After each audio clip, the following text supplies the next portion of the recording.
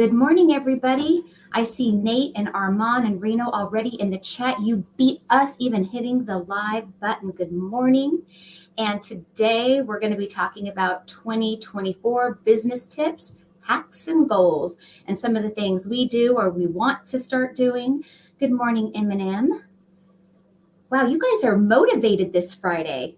Everybody's up and going. I know my hair's soaking wet from just taking a shower at the last minute, and it's dark out here because we've had rain. So it makes it feel late or like still earlier than it actually is. So when I looked at the clock, I was like, oh man, I better hurry up and get ready for our YouTube live this morning. It's funny how we associate the sunshine with it being later in the day. Good morning, Heather. So you guys must really want to know about 2024 business tips that we're doing. I hope so. And we had a couple of contributions in the group, so that was good. Yeah. I am also putting some things together over here, so don't mind me. Don't mind me. And I am curious what people who are watching, if you have any really good tips or tricks that you do for managing your Amazon business and just sometimes life in general, sometimes it goes hand in hand, right? Because our business, doing what we do, is part of our life and our house with packages. And so the two really mix. When you have a traditional job, you're going to work, that's there, it's at that building, that location, and then you come home. The two are very separate. With Amazon and your home, they're very intermingled. So that can be hard. This morning, when I was brushing my teeth and getting ready, eating breakfast, the things I do, knowing what we were going to talk about today, it made me think, some things we do so routine, right? You do this on autopilot. I get up in the morning, I go to the kitchen, I get my cup of coffee, I sit on the couch. These things I do without fail every single day. I don't even have to think about it. It is just my routine. Likewise, when you're going upstairs and you're getting ready for the day, it's the same thing, brushing hair, deodorant, brushing teeth. We just have things that we do on autopilot because we've always done them. And I thought, with my Amazon business, there are things that I do on autopilot because I've made them a habit that I have ingrained in part of my daily routines. But they didn't used to be a habit, right?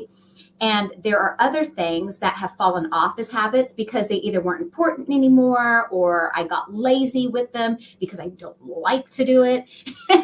And then there's new things that become my habits because they're new projects I'm working on or something new that I want to learn. And so I have to now make those things habit.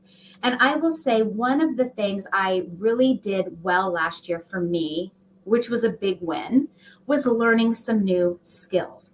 I was fixated on learning how to really master Amazon advertising campaigns. I would not consider myself a master, but where I started off as a novice, I am definitely a little bit above the intermediate level now with doing Amazon advertising campaigns. But I made it my mission to learn it, watching videos. So if you're maybe like me and want to start learning some new skills to help your Amazon business, things that you're afraid of or you just don't like, but you feel like you want to know to do them, I encourage you to either watch a video every day and make that part of your routine, or like me, I really don't have time to watch a video every day, but I've made it a habit that on Saturday mornings, I watch anywhere from 2 to 3 videos. So I bring my phone into the bathroom. The ones I don't have to pay attention to, I put YouTube on my phone and I just kind of listen to them talking through my phone. And the ones that I really need to watch the tutorials, I watch 1 or 2 of those every Saturday morning. I've made that my routine now. So that is just one thing that I wanted to share about what I've been doing. I love that. And I agree with so many parts of that. So first up, I think that a lot of habits and tips that I learn at work definitely apply to me in other areas of my life and vice versa. So, and we'll get, Armand, I see your question. We will get to you in a bit here. I watch videos all the time when I'm packing. I put them on, and sometimes it's work related, sometimes it's personal related, sometimes it's just for fun. Because this week, I love Jane Austen, and so I've been watching some of the Jane Austen videos on how she made the books and all the Jane Austen stuff. So that'd be a personal thing. Then life-wise, where I am trying to get some hacks and tips and stuff, I've been really into the minimalism. And it started off with just at home. Like, I have too much stuff. My kids are older. I definitely need to downsize. I needed some motivation and some encouragement to let things go. And it's been great. I've gotten rid of so much stuff and I have so much still to go. And then lately that has crossed over to work. I'd come into work and I'm like, oh my God, I got stuff lying all around the office that I don't need as well, that are little things. And one, for example, is I had a stack of papers right over there that was all our notes from, I think, 2 or 3 ASDs ago. You know, all the catalogs you get and all the little notes and all the little ideas. And I really had to sit back and think of my time. It's so finite. And I was like, if I had an hour to spend to look at suppliers, would I want to go through all those old notes?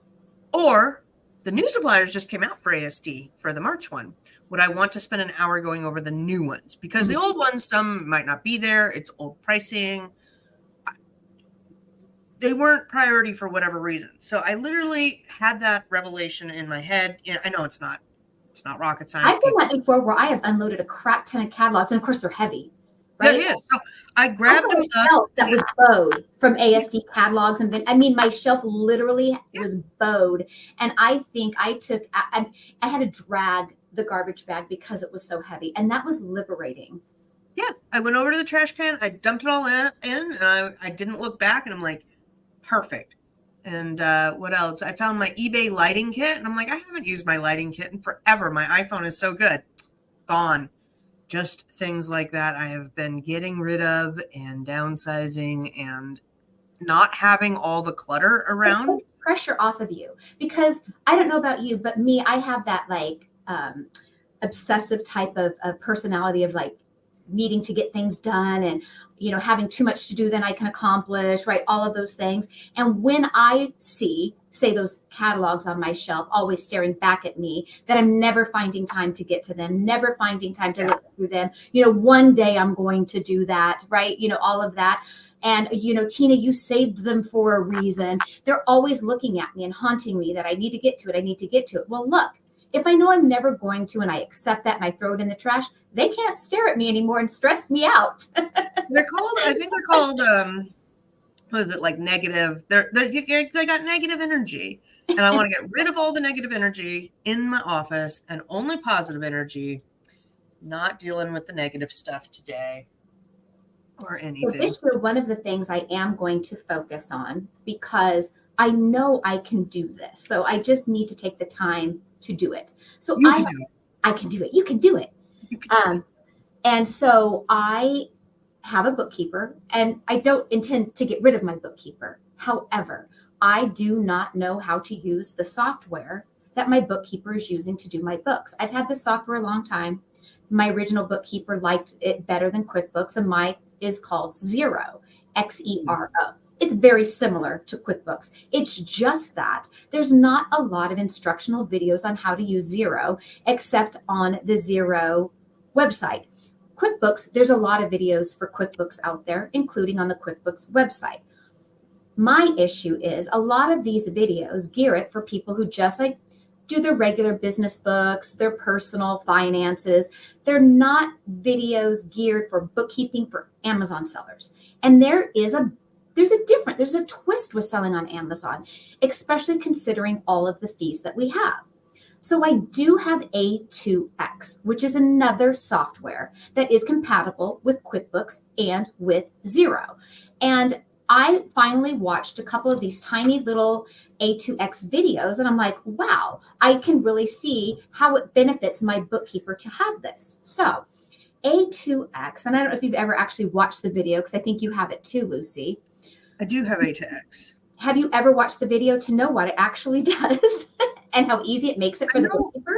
Yeah, I know what it does. It breaks down each Amazon purchase into the different lines. So you know how you have the pack and ship fee and the storage fee and the disposal fee and the tax and all of the different fees within the order and outside of the order, it breaks those all down into line items so that it can feed into either Xero or QuickBooks, and it can and categorize them and go into your P&L and your accounting stuff. So yeah, so it breaks each transaction into a line item on top of just the fees that aren't necessarily per sale, just our extra storage fees and just every fee you can imagine that Amazon has. And so what it does when we get a payout, let's say your paycheck is, $3,000. It categorizes that whole $3,000 paycheck into the line items where it should go into your bookkeeping software. But on your end, when you're in your QuickBooks or Xero for that matter, it shows what A2X says and what was sent into your bookkeeping software.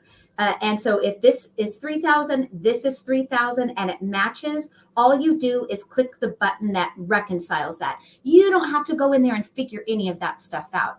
That's already half of the work with your bookkeeping. The other part is going to be what your purchases are when you went to Big Lots and Target and Walmart and your wholesale vendor and your factory in China, whatever your purchases are. So I feel like, I am really good at doing my own personal bookkeeping. I'm really good at entering in my Amazon totals for things I'm tracking. I can understand that.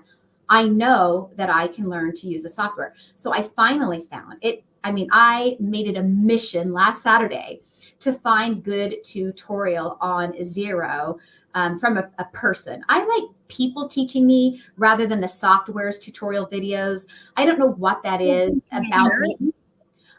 Well, I don't have that tab saved, so I can share it later. I didn't save. It was a YouTuber. It's a YouTuber that does tutorials on all kinds of bookkeeping systems, not just Xero, but QuickBooks as well. all right. And they really broke it down. There must be like 80 hours of instruction, probably a lot more than I ever would need. We'll link it later in the Facebook group. I sure will. So that's going to be my goal this year for 2024 is I am going to learn how to use the software and do my bookkeeping. Whether I do my bookkeeping or not, I'm going to learn how to do it. Because even though my bookkeeper does it, I want to be able to go in there and know how to, just poke around, just like I'm comfortable with Inventory Lab and the Seller Central. I know the buttons to click, how to navigate it. I want to confidently go in and navigate my own bookkeeping. I feel like it's important we understand our books. We can have bookkeepers. Maybe our bookkeepers are trustworthy. Maybe they're not. How do we know if we can't go in there and know what to look for or look at? Yeah, I'm going to be doing classes on QuickBooks, but that's different than A2X. So we'll get back to you. I want to say good morning, Nate, Armand, Reno, Heather, Nicolette. All nice to see you guys in there. Heather says consistency, being disciplined, planning, setting, and measuring matrix. Absolutely, you have to be all of those things in this business in order to succeed. Armand asks that somebody changed the brand on your ACE and you got hijacked. You can open a case. Good luck. They don't really give a they don't really care. Unfortunately, that is, if you want the honest answer, you're kind of probably SOL, but you can open a case, have Seller Central call you, ask to talk with the catalog team, ask to talk with a supervisor in the catalog team, tell them that you've been hijacked, show proof that it was your listing, yada, yada. And if you're not brand registered, you're probably SOL, but you can give it a try. Mm-hmm. Nicholas says, needing to scrub my 2023 books to prep for taxes. Yep. We've all been doing that. We're in the same boat. Yep. Join that boat. Ugh. And I've been getting audited by the state. So if you haven't seen me around, well, that's because I've been banging my head against the wall with that. But I think I'm all caught up with that. I'm going to knock on some wood. I'll do it for you too. So good morning, April and Raju. A2X is worth every penny. Yes. And so somebody asked, I can't see. Yeah. Do you want to can you use Sellerboard instead of A2X? I think it's important, especially if you're starting Amazon, to kind of know that all these softwares do different things. So I get a lot of people that are like, well, do I need this or do I need that? You need to know what the software does. And then you just need to pick one. It doesn't matter. Just like repricers. It doesn't matter if you pick Aura or Be Cool. You probably need a repricer if you're doing replens out there. I recently got rid of Be Cool, not because I don't love them, but because all my items are now bundles. I don't need to reprice them. So I don't need to spend $100 a month to do that. For Amazon, to run Amazon, you do not need bookkeeping software. To run a business, you need bookkeeping software. And bookkeeping software, the go-to is to have A to X pull the Amazon data because it's very complicated. There's all these different line items and it sorts it very well. It's very good at taking all those line items and feeding it into the big two is QuickBooks or Xero. Sellerboard and Inventory Lab do have P&L and some business things. And if you're just starting out, you might be able to use them to run your business if you're very small, but they do not have the power that traditional accounting software does. So, yeah, Sellerboard might have a QuickBooks integration. I am not familiar with it. The problem with those is that a lot of times they just feed the main number. They don't give the breakdown. So, and that's what A2X does. Yeah. Mm-hmm. Yeah. So you do not need Xero and QuickBooks and this and that and everything else. And I think my bookkeeping has been using A2X, I think, for 4 years now. Yeah. And I've never learned it. So that's my check-in with me this summer. See how I'm doing. Hold me accountable. So they're saying that maybe Sellerboard QB integration might replace A2X. How much was Sellerboard a month? I feel like it was $20. I know we both tried it and I did like it. I just felt for me, I didn't need it because I have so many other softwares. I like to try them all and see what I do and don't like about it. I did like it. I wouldn't say that I disliked it at all. It's just I felt that other softwares did a lot of the same things that Sellerboard was doing for me too. So I didn't feel that I really needed it. If they had done a way where I could do my batches through Sellerboard, I would have kept it. There is no one else in my meeting. I don't know what you're talking about, but no, this is Tina and I. We are here every Friday, so welcome, Raju. Not sure who else you are expecting to show up, but no, we did not get any gurus for today. We had Helium on, which I'm going to talk about that in a minute.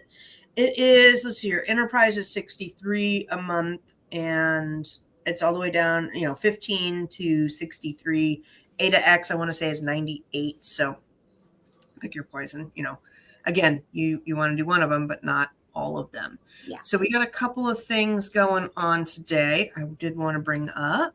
Let's see, share my screen, entire screen. Perfect. And I do have some screenshots from we put the question out there on what your tips and tricks and hacks are. And Millennial Mom says $19 for Sellerboard. So am I not looking at the right? You might have been looking at the annual fee. Maybe. Oh, yeah. To the monthly fee. Yeah, they always like to do that. Okay. So Helium 10 is something that I will, and I think Tina as well, we're going to both be using this next year. I've been using it for a month now. And then one of my clients has it. So I also have access to his. He has the more expensive version. I have the one that's $99 a month. But I am going to be using, since I do manage a lot of accounts for pay-per-click, starting this month, I will probably set it up today or tomorrow. I'm going to try their Adtomic to do ad management. So I will have to learn that. I'm hoping that's a quick learn because, look, I got a lot to do. I don't need I don't want to have to spend a month learning how to use it. So check back with me next Friday and see, how I'm liking that. If you think to remind me. And Adtomic was an extra $100, right? No, $200 a month. So it's definitely it's a pricey one. So if you are a seller who is a big seller and you run a lot of ads in your account and you're making enough to afford that, I would try it. For the regular person, I probably wouldn't fork over $200. If you are a private label seller that have a whole bunch of something in stock, your business, you know what you would or would not need, but it will allow me to manage more than just my account. I can manage multiple accounts with it. So, that just would make sense for me. Awesome. Yeah, definitely. Oh, I am curious to hear about that because as I dive deeper into private label items and launching them, it's you spend a lot of time in the ad campaign area Yeah. and a lot of time in keyword and SEO research. So I did it's try a cool new tool this month. I didn't tell you about. I don't think. Oh, I did tell you on the phone the other day. I did tell you. So okay. I wanted to try it, and I had a meeting with them. It is called Data Dive. Oh yeah, And yeah, I did like the tool, and this is why I'm also going to do the Adtomic. So yeah. Okay. Data Dive, what I liked about it is it does make setting up your ad campaigns very easy. It's a very easy, user-friendly tool. Now, I did need the little meeting to help me know what buttons to click, but it's very user-friendly, and I grasped it after that first meeting, played with it. At first, I was like, oh, what do I click? It took me a second to remember, but I was able to do it. So if I'm able to do it after someone shows me once, it's easy, trust me. A lot of times I have to look at things over and over until that light bulb moment goes off. It takes me sometimes a few times to grasp it. So it's very easy to use. And the thing that is the downside to using Data Dive is it doesn't help you manage the ad campaign after you have set it up. It only helps you set it up. It doesn't have the follow through, the other side. So that is the downside to it. And in order to get the tool and be in their mastermind, which I didn't do, I just paid $39 for one account. I would have to pay extra to manage to do it for other accounts. So anyway, to pay for the Data Dive and to be in their mastermind if you wanted to would cost the same as just getting the Adtomic. And so the Adtomic with Helium 10 helps you set it up and helps you manage it. So you probably get a better bang for your buck with the Helium 10. However, Helium 10 for me is usually more complicated. There's too many buttons. There's too many, it gets overwhelming. And I loved the simplicity of Data Dive. I believe they plan on trying to make their tool to do the latter, to also manage the ad campaign. And so managing ad campaign, what that is, if anyone is not familiar, is once your ad campaigns are set up, especially if you're not going in there and hyper focusing on what search terms are getting you the clicks or what product is getting you the clicks that maybe is converting or spending too much and not converting to any sales or not enough sales to make it worth it. Maybe your bid is too high. Maybe your bid is too low. The ad management tool, the AI within it, lets you know, it highlights you're spending too much here. Would you like to add it to negative? Or, this one is doing well, or you should spend more. The AI kind of tells you what you should do. I have always gone in there and manually done it. Campaign by campaign. I go in there and manually turn off, turn on, raise bids, lower bids, manipulate my bids, to try to, get some more sales. So having a tool that does that with just simple clicks of the button sounds appealing to me. Yes. That is always very, very nice when you can just kind of systemize something that it is. So last year I did a lot of looking at kind of what did I spend my time on, and then where my time was, what could software kind of help me out with. So that was good. All right. I wanted to say I did get the 1-day leads list up. That was my one duty on Friday. On this one, isn't it like 15 leads this week? Yeah. Okay. 15 leads this week. So it was a good week. And then let's see here. Just want to make sure I'm clicking on the right things.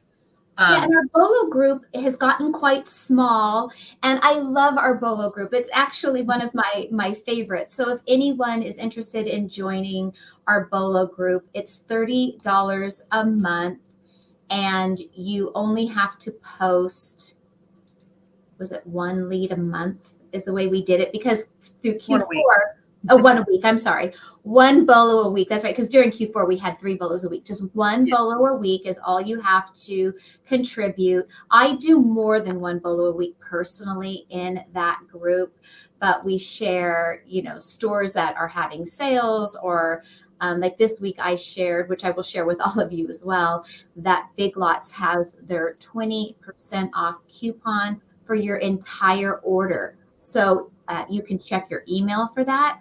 And I believe if you actually go on Big Lots website, you will see that 20% off coupon your entire order. And Big Lots takes tax exempt. So if you do have your reseller certificate, you can take that into Big Lots, pay tax exempt, plus get that additional 20% off your entire order. And if you're somebody like me who also does the credit card point game hustle, make sure you check your credit cards that give you extra points. I use mine for travel. So I have the cards that earn me travel points so I can go on free vacations. Make sure you're checking out with your card that gives you that. In fact, I really encourage all of you. That is one thing that I upped my credit card game last year in 2023. I made a video on doing this as well. But I encourage you, if you do or don't already have a business credit card, consider getting the business credit card for your account that gives you points for travel if you're someone who wants to travel, because you can get free vacations, free hotel stay, and all you're doing is doing what you're already doing, using your card to buy your Amazon inventory. Yes. All right. Did you have anything else to say? I was going to move on. On that, no, I'm done with that. Trying to move on. Tina and I are diving into our spreadsheet after this call. We are going to go through, and this is our dashboard. And so I put it together out there if anybody else wants it. I think it's $5. But this is what we go through, and I got mine all filled out yesterday. I was super excited. It's just a spot where you can kind of look at your overall business. I do like running QuickBook reports, but QuickBook reports doesn't tell me where my IPI score is or my feedback is or anything like that. So that's just something that we started using, like 2-3 years ago. And it's been, I think, 3 years now. And we've progressively started tracking different things, making the format better so it tells the better story, seeing our graphs grow or decline. So when we talk about doing Finance Friday, which is what I do, yay Finance Friday, I go in there every Finance Friday and I fill in my inventory lab batches on the graph. So I put in how many units I sent out, what inventory lab says my sales value is, how much my buy cost was for those items, and what my net profit is expected to be should I sell through all of those things. And so every week I fill in that line item. And then at the end of the month, which I did this yesterday, is I go through, and Lucy does the same, and I go through what I actually sold on Amazon, what my actual sales were for the month, what my Amazon payouts were for the month.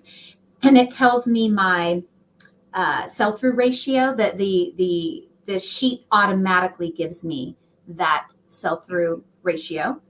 I enter in there my eBay sales, my Etsy sales.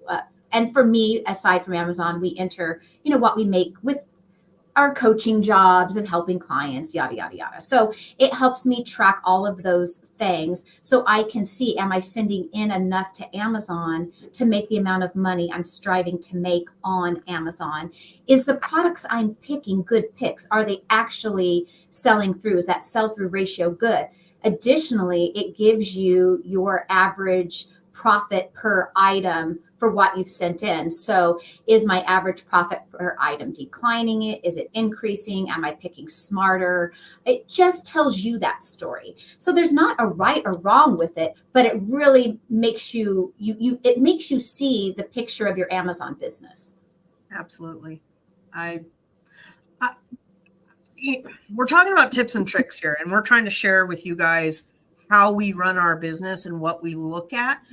And I don't spend a whole lot of time, say, on like feedback, but filling out the form once a month makes me make sure that I checked on my feedback. I don't have any negative. I've disputed any. And it's really, like a 3-second thing. It's not. I want to say Not yesterday when I limited. filled out all of the month end numbers, because I go into Inventory Lab, and I also look because it's easier to find it in Inventory Lab. For those of you who watch all of our shows, I've mentioned that in Inventory Lab, you can see really easily what you spent on your advertising cost, on your short term and your long term storage fees. It's much easier to find that in Inventory Lab than it is to find it navigating it in Amazon Seller Central. It just is. Yeah. I look at, what I spent on disposing of like all kind of like those money losses. I look at all of those things because again, you don't look at that necessarily daily, but monthly it lets me know, is my advertising efforts, am I spending too much? Am I spending too little? Is it converting to more sales? It forces you to take a look at it once a month, just like Lucy says. It makes that habit. So whether you have a spreadsheet or write it down or have a notebook or put it on your calendar, the different things you need to do in your business on a weekly, monthly type of schedule, you got to have it organized somewhere because there's no way you can remember all the things you need to do for Amazon up in your head. It's crazy town. April, do you need A2X to run and QuickBooks? From my knowledge, from what my bookkeepers and CPAs have said, is that QuickBooks needs to have that information broken down in order to interpret it, and A2X is the go-to software for that. There's no good pull from Amazon to interpret that data. Can you go and put all that data in line by line? Sure. Will you spend a lot of time doing that? Yeah, it's worth the money there. But my hope in sharing all this for you guys is that you're writing down and things that are kind of interest to you, you jot them down, and then you go do a little bit more investigation into them. Like we talked about Inventory Lab, Seller Board. I like Inventory Lab because you can do your batches through it versus Seller Board doesn't have that feature anymore. You don't need both, but you do need to keep track of your inventory somehow for taxes and business purposes. So write down all of the softwares and things that are interesting. Yeah, you pick what's right for you. We are just sharing with you our experience for the things that we do. And I have tried most and a lot of the tools.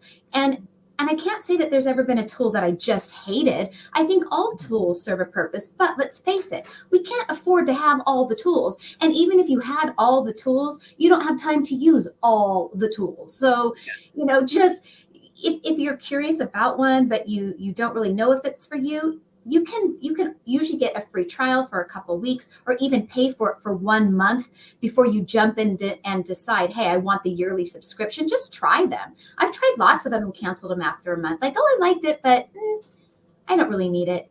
Yeah, no, see what it does for you. There's a good set of manual instructions.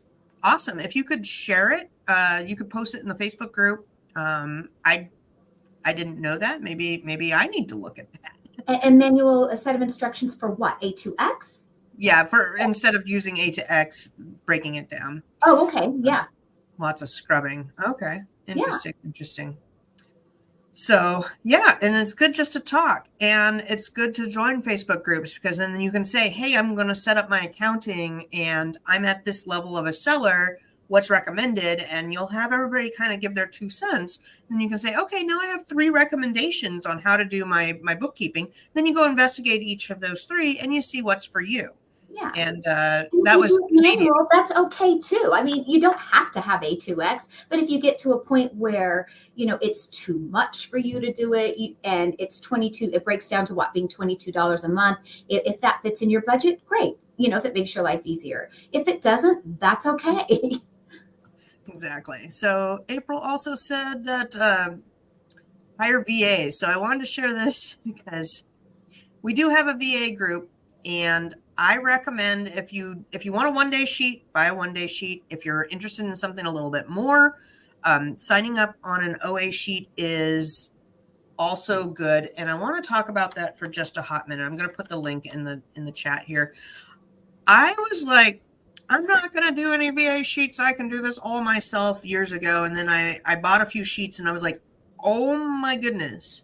I learned so much on expanding which stores I shop at, looking at different categories I shop at, and learning about the sales and the structure of of how the sales go with the different stores so that I could dial in replens and really get better at sourcing myself. So if you're kind of at that level where you're like, I go in and I scan and I scan and I scan and I'm spending too much time scanning and I'm not finding any good leads, maybe it's time to buy an OA sheet of some sort. If you want to expand on shoes, I know people that do just shoe lists or toy list or 1-day sheets or join for a month and see how it goes and see if it expands your mind and the ability to find products.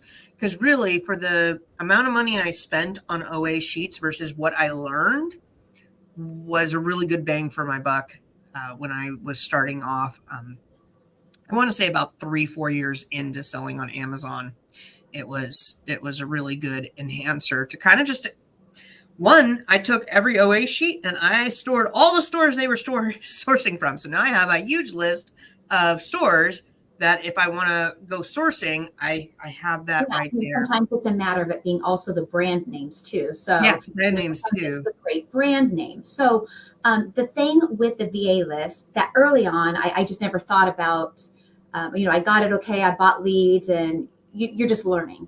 And then as time went on, what I was doing with any VA I've used or any lead list that I have bought, whatever I'm paying for that lead list a month or a group like Bolo Group or whatever, is that I started then keeping a spreadsheet because I wanted to track, okay, if this is costing me $100 a month or $30 a month of the purchases that I've made, that total net profit on them, is it exceeding what I'm paying for the list that month? So if I pay $100 a month for a list, if I'm profiting 200 of it, 100 paid for the list, right? And I had $100 in the pocket. So you kind of got to track the leads that you're buying. If you want to test that, I would always test it for a month or two to see, am I taking advantage of it or am I losing money on it?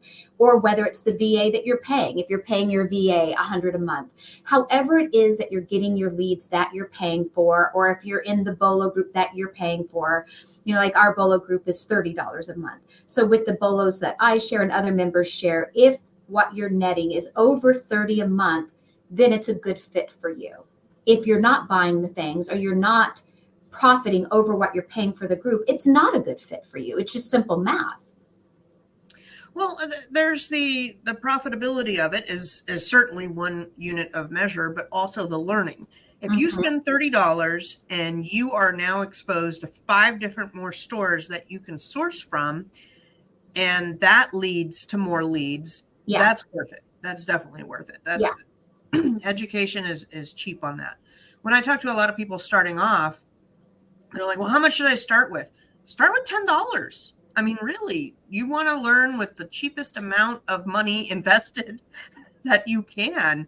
And if you spend $10 and you kind of break the ice on going and finding something and buying it and doing your first shipment, that $10 is well spent. You're going to pay an arm and a leg in shipping and all of that. But,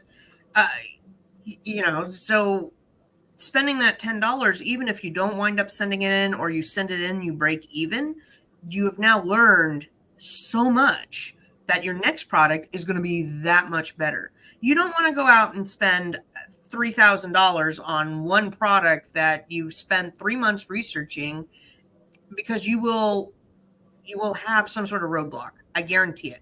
I have never seen somebody that has researched well enough that was a beginner. Don't get me wrong, a beginner that has researched well enough that hits a home run on their first bat. It just doesn't happen. But you learned the steps. You learned how to research. You learned how to get it. You've learned the steps. I know that first shipment I ever did took me forever. And I was so scared I was doing it wrong and making a mistake. It's like I just wanted someone to come to my house and just show me how to do it. Just show me how. Oh, yeah. And unfortunately, I see it on some of the other bigger Facebook boards. I did my first shipment and now they're stuck on Amazon and I didn't label it right.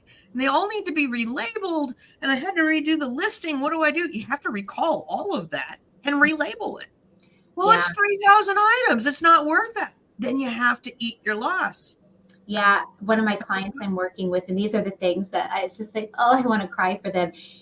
That's what he did. He ordered something from overseas, 435 units of the same thing. Ooh. And the factory in China put the wrong FNSKU label on his item because he bought two different kinds of items. Two, let's say one is pink and one is black. So they sent in all of the black ones, but labeled them as the pink ones.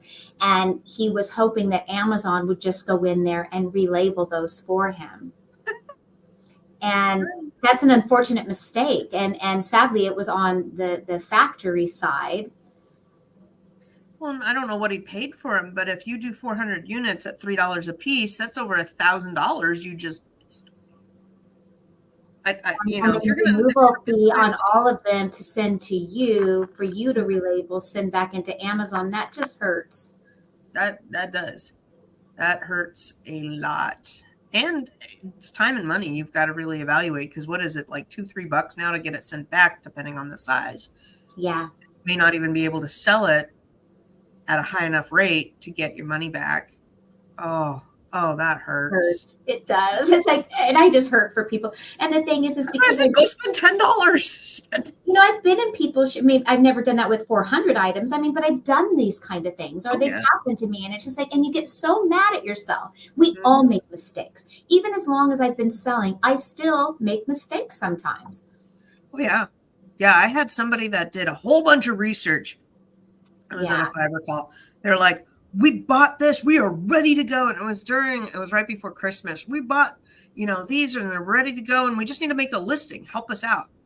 And I'm like, so when did you make your account? Well, we made it just a month or two ago. Okay, great. What category are you in? In the beauty department. You can't sell in the beauty department. Why not? Because Amazon locks down beauty, health, grocery, and toys for Q4. Well, when will it be open up? Hopefully by the end of January. Well, that doesn't work for us. I don't know what to tell you. This is when you're new, because Amazon doesn't have good instruction to tell people these things. And really, where does the fault lie, as far as Amazon's good instructions to make it easy, That's why Facebook groups are awesome, because you could have posted that and they would have been like, yeah, you can't sell that in 2 seconds. Anyhow, we're going to move on to other tips and tricks here. I love this one by Casey, and I want to say it's Pomodoro. Pomodoro. Yeah, it looks like Pomodoro is the way I would say that.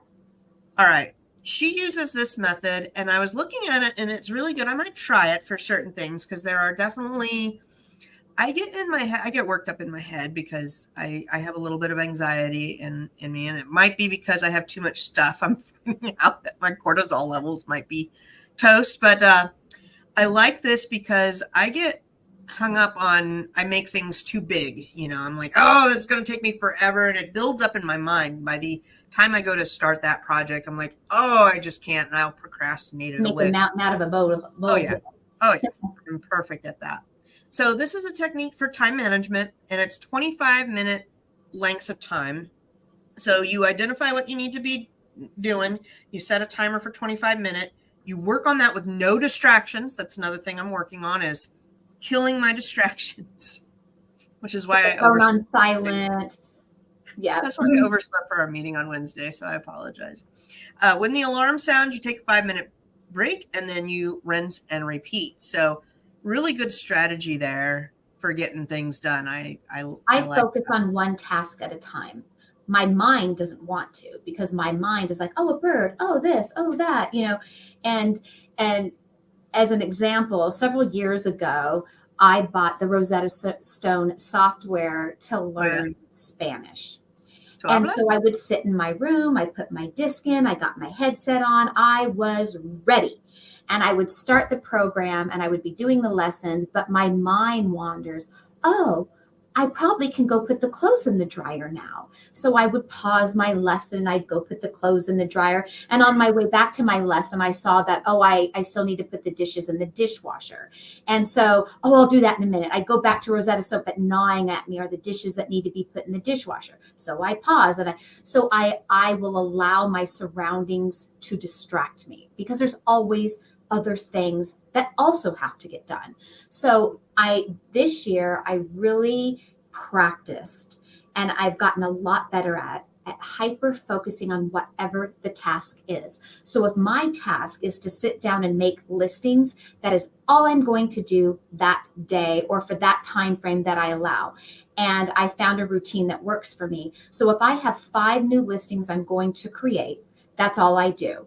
I sit down and I create what I call the rough draft of them. I get the title done, I get the bullet points in, the back, I get all of that done, but I don't do the pictures. I just do the listing.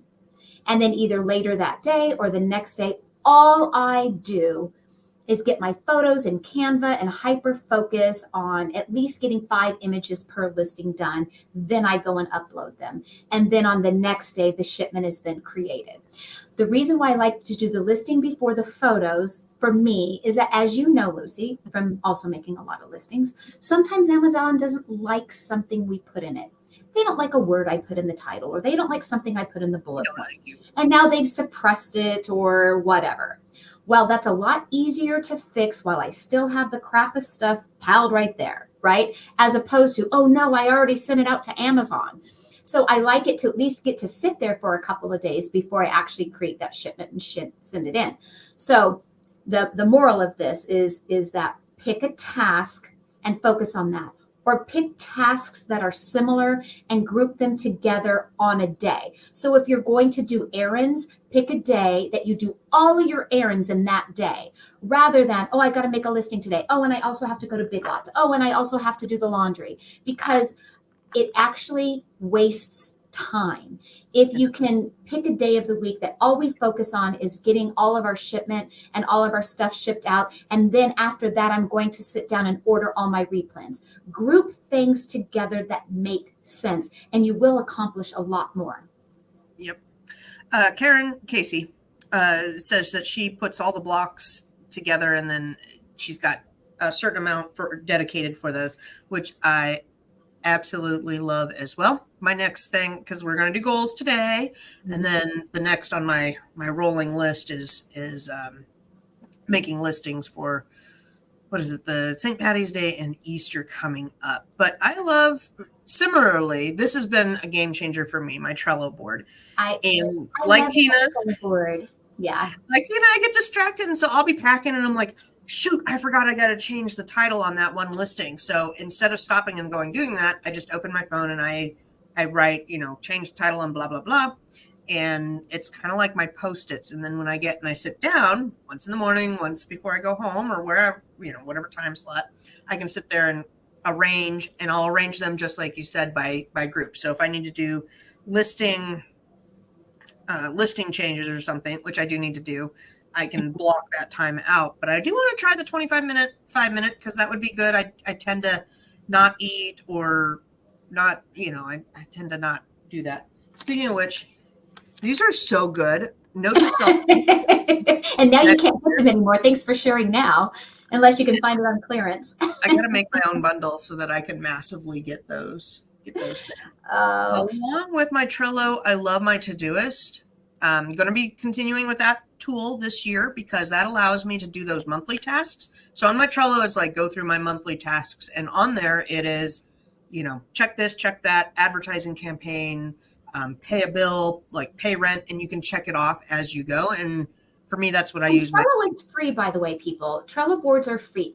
You just get an account with Trello, and it is literally a virtual, you like Lucy says, it's like little Post-it notes, and you can create columns. You can have one for bit, and you can create your own pages within there. So you can have one just for your house, one for your personal, and you can title. Yeah, so those columns, how she has it titled: to do, done, project, bundles. You can title your little tabs whatever you want, whatever you're wanting to track. Sometimes there's YouTube videos I've liked that I want to watch later, and I will have it under my YouTube video column, and I will put like YouTube video about, creating a broad campaign, something like that. So that's what Trello's for. One of the things I like to do also weekly, thank you, FOAB BP 132. Yes, thank you very much. That helps us out quite a This bit. is very sweet of you. So what I like to do at the end of the week, because me, like I'm assuming most of you, I never get done in the week all the things I had set out to do. It's just impossible. I have lofty goals. I think I'm going to do all of these things, and then I don't get them all done. And so what I do then at the end of the week, either Friday night or Saturday morning, I go over the things that didn't get done, and then I push them over to the next week. And I assign these things to a day. And I always take the most important ones, the ones that are they just have more of an urgency, or it's just more important. I do them by order of importance. So the lesser important things, if they don't end up getting done, it's okay. I can move those over to the next week. Thank you, FOAB. That is very kind of awesome. And it really touches me because we do these shows so that we can help everybody out there, and to know that you got value from things we said today is very cool. Thank you.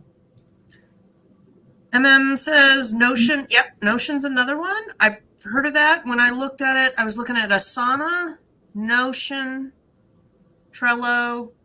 I want to say there was one more out there, but again, you only need one to solve your problem. And it is a Kanban board. If you're older, you know what a Kanban board is, but it's the virtual Kanban board. And Kanban, like Kanban.com, that's what I started out with years ago.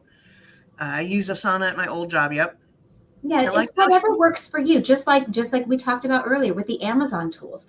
Not any one of them is necessarily better than the other. Use one that's easy for you to use. Just pick one and use it if you want to. And then I do a lot of things on pen and paper. So, for instance, I do, because I'm old school, so I have like a little day timer thing. I got this at Burlington. So it's a big calendar, if you will. And so we'll open up a blank week here. So I like how these columns are super duper big, and this is for the week.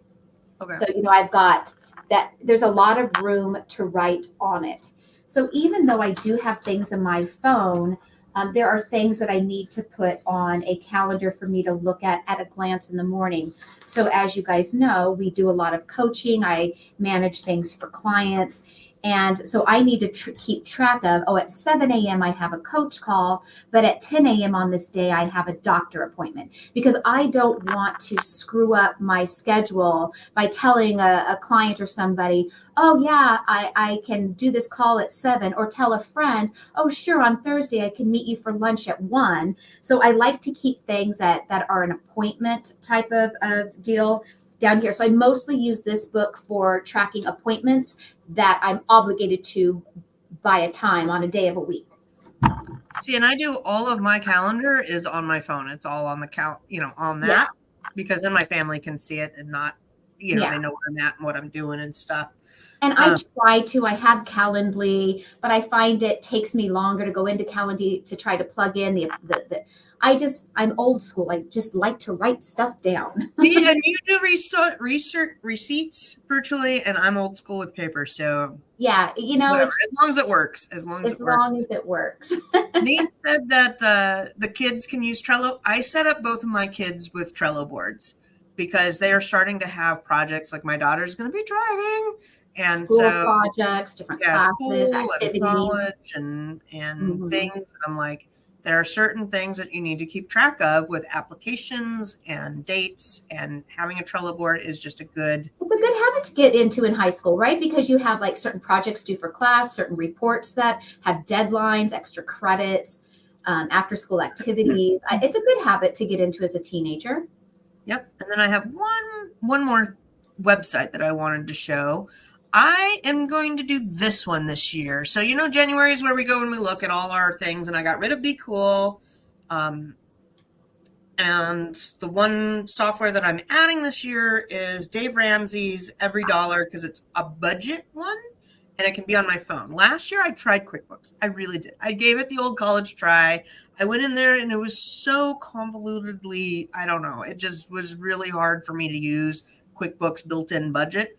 And I don't want to add more software just to add more software, but I'm like, I need something that's going to be on my phone, because I can, whatever, and I'm trolling, I can put in how much I spent and what transactions have gone through and kind of plan out my budget. And I use my dashboard that Tina and we use to see kind of what needs to be forecasted for the ongoing months. But I am going to try that. I love listening to Dave Ramsey. Dave Ramsey's been around. It's definitely well proven. Zero. Does that cost his Ramsey Every Dollar? Is that a fee-based app or? So this is free. And then if you want it to link to your bank or have something else, I mapped it out. It was going to be about $80 for the year or something. And I was like, shoot, if I really like it, I'll pay up and I'll do the $80. But for right now, I'm just going to do the manual entering it in. Mm-hmm. I find that I really want that accountability to put it in. And if I'm doing that on whatever day, I don't know if I'll do Finance Fridays, but whatever day I'm putting in, that allows me to see all the charges and make sure that I'm not getting overcharged or having weird charges. Like I had a vendor who fulfilled my order from last October this month. And I'm like, well, anyhow, side story there. So manually having to put it in to me is what I need. But if you wanted to do the automation, I know there's an app. I forget how much it costs a month. I've never used it, but I also thought that's good for younger people who are definitely grew up with apps and things, not old school like me where we write stuff down. But there's an app called You Need a Budget. It's like YNAB, like YNAB. And it stands for You Need a Budget. And that's the other one that I was looking at. Yeah, because it is kind of like that envelope method of budgeting. So I do the envelope method of budgeting. Because and I've been doing it since I was 18 years old, so it's hard for me to break away from that. And You Need a Budget works like the envelope method without having actual envelopes that you're stuffing money into. So how that method works is, for instance, you have to pay your car registration once a year. You have to pay your taxes as a business owner, because we're self-employed, right? We have to pay those quarterly. So, I don't. Oh, I do. I pay mine quarterly. But anyway, okay. There are certain bills or things that we do that are not like every month. Every month you have your rent. Every month you have your car payment. Every month you have your power bill. But then there are other things that are not every month, like registering your car and having to get the smog check, or these kind of bills. Also, you have other things that maybe you're not doing every month, like buying clothes or going on a vacation, but you want to budget for that. You want to have a clothing allowance or a vacation, an allowance, if you will. And so the envelope method, you treat it as though it's a monthly bill. Like I want to set aside, let's say $100 a month to go on vacation at the end of the year, or I want to put $50 a month into my clothing budget. So every 6 months I can go have fun and blow the money that I saved up for 6 months on clothes. Well, whatever it is for you. And so that's where you allocate that. You have your total amount that you make. You create the budget with all of these items and goals that you have. You have your fixed bills, like the rent and the power bill. You have those once a year type bills, and all of those. So you take that once a year bill, you divide it by 12, and then that's how much that bill costs you per month. You put that in your either physical envelope or your virtual envelope, if you will. So you know that of the money that is in your bank balance, some of this money is allocated towards something else. And so when you just have a single bank account, you can't know that well, there's, let's see, of clothing money, I have 4 months in there, 50, 100, 100, to where you're going, okay, I have 200 in of that balance is for clothes. Who can remember that mentally? So that's where you need a budget app, or like doing Dave Ramsey, can help you know what those are allocated for. So you don't just go accidentally spending it or thinking you have more in your checking account than you quote unquote really do, because some of that is for something else down the line. And so that's why I've always liked the budget, envelope method. So you can actually do real envelopes. You can take an actual envelope where you write on the outside of it clothing money or auto repair. We don't have to get our car fixed every month, but when we do, that can be a hefty bill. What if your transmission goes out, right? We're talking something that costs a lot of money. If you have been consistently putting money in your auto repair envelope, well, when it's time to get that done, man, it feels nice to be able to take that out and pay that bill without having to slap it on the credit card, or, oh crap, how are we gonna make ends meet this month because now our transmission went out. So budgeting is very important, not only for your business, but for personal too. Casey, it sounds like all my Profit First bank accounts. Absolutely. Yeah, I love the Profit First system. That is another way to go about doing it. Mm-hmm. Today, Tina and I are going to be doing Finance Fridays, but one of our things today is we're going to look at how much money do we need to make with our Amazon business, and then how much do we want to aim for profit per item. And I want to increase that this year. So then, if I need to make, we'll just keep numbers easy, $100 on Amazon, and I sell $2 profitable items, I need to sell 50 items, right? But if I make them $5 profit items, then I need to sell 25. And then from there, we're going to say, okay, that means I need to have at least X amount of bundles selling and replens and whatever, and kind of come up with our plan on a month by month basis to see how much do we need to do. Because it's really hard, and you got to have some sort of plan. It doesn't have to be the best plan or 100% accurate, but you got to have something. And then as you go through month by month, then it usually dials in a little bit better. And January is a good time to kind of put that together. You just pick a plan. And again, there's not one plan of budgeting or doing your money that is better than another plan, but you need to have a plan. Just like diets, you can do Atkins, you can do, the keto, you can do vegan. Any of those diets are going to work. Pick one that makes sense for you. Right. Exactly. And let's see here. Casey says I do it for business, not personable. Oh, I want to For Profit First. Yeah. So Profit First is another one. I got the book, and, I got halfway through and I was with it. And then I got, it's just like that kind of thinking, and the way they broke it down, my brain, I just couldn't, it's like, it blocked me somewhere. And, but I took things out of it and definitely applied it to my finances. Yeah. And it took me a long time. Your accounting software looks at kind of the past, and then things like this budget and our dashboard, that kind of looks at the future, and we got to nail out where we want to improve on. And things like, you mean this guy? I love him too. I spoke about him. This is him right here. He has a Netflix series that is so cool. He goes with different kind of incomes, different type of people, teaching you how to live your best rich life. Is it backwards?